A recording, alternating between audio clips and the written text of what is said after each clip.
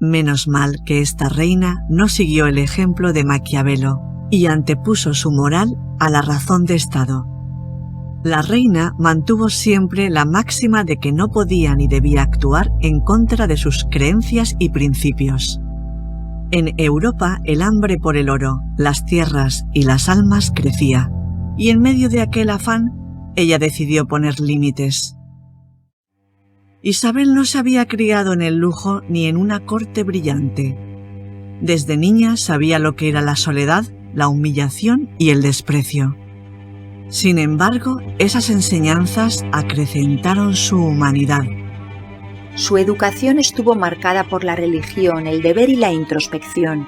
Su madre la educó en la fe y su mentor, Fray Martín de Córdoba, le enseñó que el poder no consistía en el dominio, sino en la responsabilidad, y que debía rendir cuentas a los hombres y a Dios. Isabel, ya reina, tuvo que aplicar estas ideas y enfrentarlas al tradicional derecho de conquista. Un ejemplo de ello lo vemos en la conquista de las Islas Canarias. Las primeras islas fueron tomadas de forma incruenta, pero la resistencia en las islas occidentales cambió la cosa, obligando a los nobles castellanos a emplear la fuerza de las armas. Los Perazas se hicieron con La Gomera y el Hierro, provocando un conflicto mayor, y entraron en guerra abierta contra los gomeros.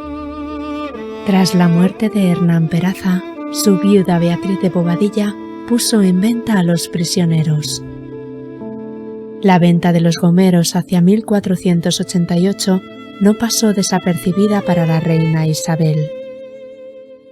El obispo Juan de Frías la avisó y la monarca pidió al Consejo Real que abriera un proceso judicial contra los culpables. Al final, tanto Pedro de Vera como Beatriz fueron condenados por esclavizar a súbditos de la reina y pagaron una multa de 500.000 maravedíes. Los gomeros fueron repatriados a su isla tras ser entregados al obispo Frías. En este episodio quedó claro que la conquista debía quedar sometida a derecho. Canarias fue el campo de pruebas donde se ensayaron los principios que se aplicarían en América. Más tarde, Isabel ordenó a Cristóbal Colón que tratase bien a los indios sin hacerles ningún daño. Sin embargo, Colón hizo caso omiso a sus advertencias y envió a unos 500 indígenas taínos como esclavos a Sevilla. Al enterarse, Isabel le reprochó a Colón su acción. Al fin y al cabo, eran sus vasallos. La monarca ordenó la liberación de los presos y prohibió la esclavitud de forma general. El reconocimiento de los indígenas como vasallos fue algo único. No tuvo equivalente en ningún otro imperio europeo moderno, por mucho que la leyenda negra siempre destaque los abusos en la conquista de América. La legislación era clara, pero los abusos no tardaron en llegar en aquellas islas a miles de kilómetros del control real.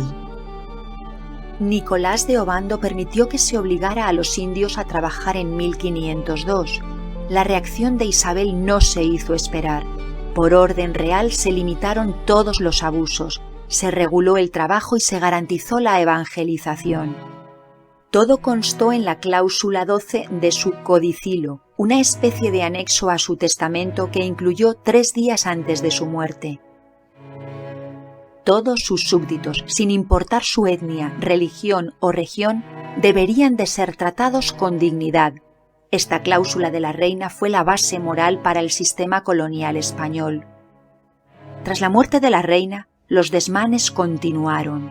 El sermón de Fray Antón de Montesinos, del 21 de diciembre de 1511, denunció de nuevo los abusos contra los indios. ¿Es que acaso no son hombres? ¿No tienen ánimas racionales? En adelante, las leyes de Burgos de 1512 regularon de forma más detallada el trato a los indios.